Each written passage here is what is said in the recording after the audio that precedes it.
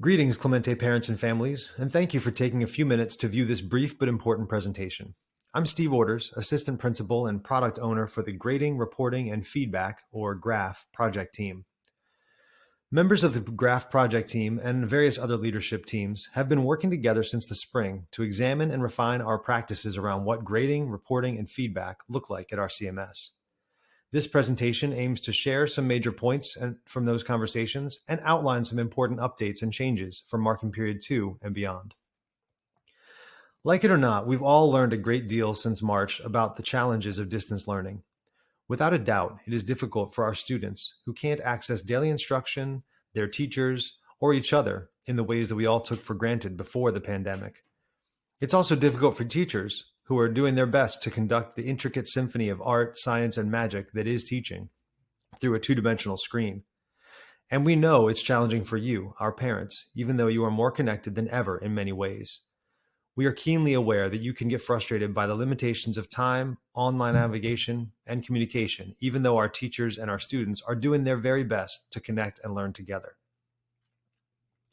Examining the harsh realities of distance learning has helped us understand that we cannot and should not continue to look at grading, reporting, and feedback the same way we have traditionally done. This pandemic has provided an unwanted opportunity to rethink much of what we do in terms of assessing student understanding and using those results to inform our feedback and instruction. As we examine our current and historical practices, it's important to always return to our why. Why do we give grades, and what do they represent? Do grades truly reflect what a student knows and is able to do on specific standards and skills? Or are there subtle aspects of our traditional grading schema that can influence and skew the meaning of grades? As a school, we captured some of our overarching guiding principles at the beginning of the school shutdown last spring, and it's appropriate to revisit these briefly here before diving into a deeper discussion of grades specifically. We are in the midst of an international crisis. The wellness of our children, teachers, and families are the most important resources we have. Teaching and learning in a new paradigm exacerbates racial and economic inequities that already exist in education. We will take action intentionally and on multiple levels to dismantle systemic racism. We need to accept that we'll continue to have many questions. Time, experience, and collaboration will help us find the answers.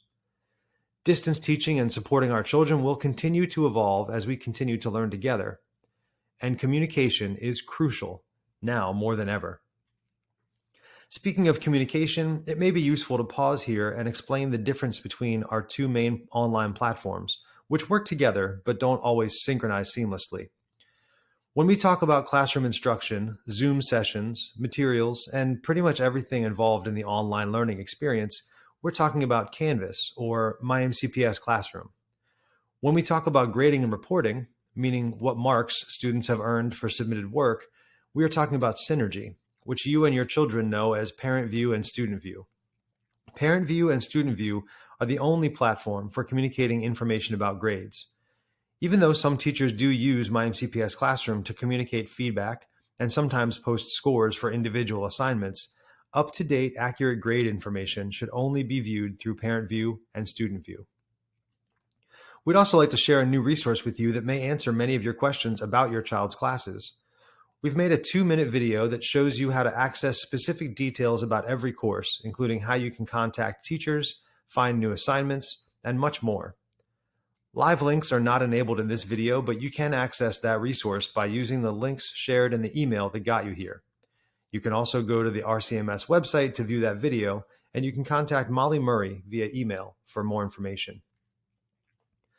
Perhaps the most obvious shift you and your child will notice in the gradebook for quarter 2 and beyond is the application of the 50% rule.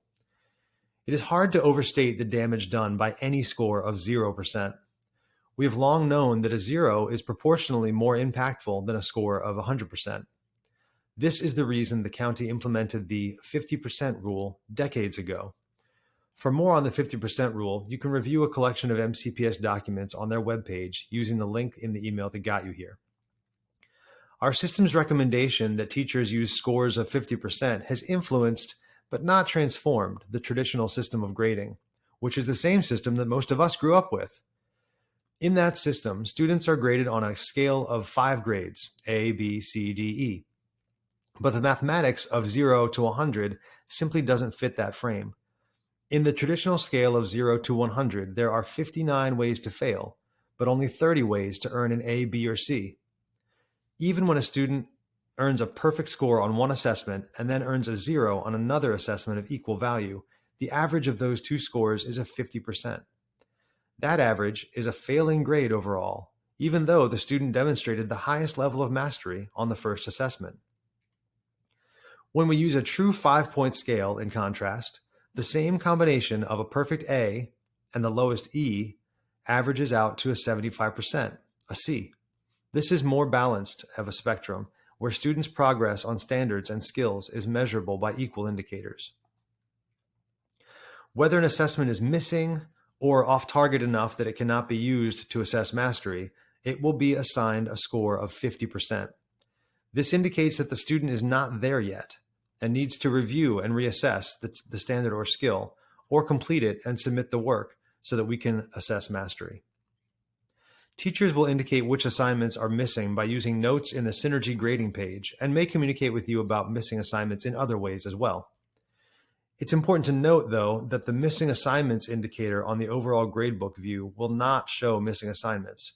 Students and parents will need to look at the detailed grade page for each course and the notes to see if assignments are missing. Another important aspect of grading, reporting, and feedback that we've been discussing in departments and teams is the concept of retroactive grade adjustments. Basically, we are encouraging teachers to consider not only whether students demonstrate mastery, but when they demonstrate mastery, and what it means to calculate final grades by averaging snapshots of progress over time. Again, this is a system that most of us grew up with, so it's easy to miss the detrimental effects. Let's take a closer look at how percentages over time work against students who may struggle to find a foothold early on in the learning process. The percentage over time model rewards consistent behavior and quick mastery rather than struggle, perseverance, and growth. A student who struggles early in the learning process might achieve the same level of mastery as a student who gets it right away, but because all their grades from throughout the process are averaged together, the student who struggled at first will earn a lower grade. To draw a rough analogy, this would be like judging an Olympic figure skater not only on how well they performed the final routine in competition, but also on how often they fell down while practicing and perfecting each move. Let's look at how this affects a hypothetical student in his English class. The final product for a unit on narratives might be to write an original short story that explores a theme. First, our imaginary student is asked to write a summary of what will happen in his story. He misses the mark on this assignment, and his overall grade reflects this. The next two assignments are not much better. He is just not getting the bigger picture of how these disparate pieces will fit together and help him develop his narrative. His overall grade remains low. As he begins to write the actual story, however, things start to click. His partial draft of his narrative shows promise but has room for growth. Using teacher feedback, he writes a highly successful reflection on what he needs to add and improve. The final draft of his story is well written and shows that he has learned and applied a great deal about how character and plot development make up the backbone of a good narrative. He has succeeded at writing a well-imagined and compelling story, and he earns an A. However, because this grading model measures his success by averaging his historical progress over time, he ends this unit with a C. How do we explain why a student who has demonstrated a high level of mastery earns a grade that indicates only a basic understanding? If that first assignment, the summary of a story not yet written, did not count against his later success on the actual task, his overall grade might be better matched to his final performance. After all, by the time he's completed the story, why should it matter that at one time he didn't really know where to start? Likewise, since his characters and plot are well developed in the final draft, the fact that he stumbled on both these points earlier in the process should not detract from his ultimate success. There are many ways to achieve this kind of retroactive adjustment, including reassessment and finding different ways to demonstrate mastery, just to name a few. Teachers are collaborating in departments and grade level teams to work through the possibilities and implications of retroactive adjustments, and will share opportunities for reassessment with their students. Another important factor to consider as we examine our practices with grading, reporting, and feedback is the number of assignments given and their relative weights within the overall grade. Teachers continue to use many resources, including team collaboration and this grading breakout tool, to plan the makeup of their grades. Here again, communication is key. Students in every class need to know how their grades are comprised and how their work towards mastery of standards and skills translates to numbers and letters. Rubrics are also an important part of these conversations because they help demystify the link between students' efforts and performance and their resulting grades. Of course, it's also crucial to communicate clearly with parents and families because you serve as our students' in-person support network at home. This is a review of the guidelines we've agreed to at RCMS, which are aligned with MCPS expectations. Each teacher should be entering about 1 grade per week of instruction in both the all tasks category and the practice/participation category. That means that there should be about 9 to 12 grades in each category by the end of a marking period, or 18 to 24 grades total for a marking period. Please note, these numbers are currently under review at the county level, and updates may be coming soon. But regardless of the number, our ideal state is to provide a high level of rigor and challenge without overwhelming students or making it difficult to keep up. As a school, we strive to operate from a unified base of philosophies and practices. When questions and challenges around grading, reporting, and feedback arise, as they often do, the GRAPH team goes back to the why and refers to our school-wide core beliefs and expectations, linked in the email that got you here and also available on the RCMS website. We are all looking forward with hope and anticipation to the day when we can once again teach and support children in person. In the meantime, please know that we miss our students dearly, and we will do whatever we can to help them survive and thrive in these challenging circumstances. In the meantime, here are a few simple suggestions as you continue to support your children at home. As you already are, continue talking with your children about their classes every day. When asking questions, go specific rather than general. How was school will often elicit a grunt or a nod, whereas a much more specific question might get more out of them. Of course, be sure to check parent view often and with your child whenever possible. And please, please email your teachers or your administrators or your counselors or whomever with any questions you may have. We are here for you. We'd also like to share some additional supports that we are excited about. Teachers have multiple sessions each week for additional student support outside of class time, working with students who have questions or need further instruction or help.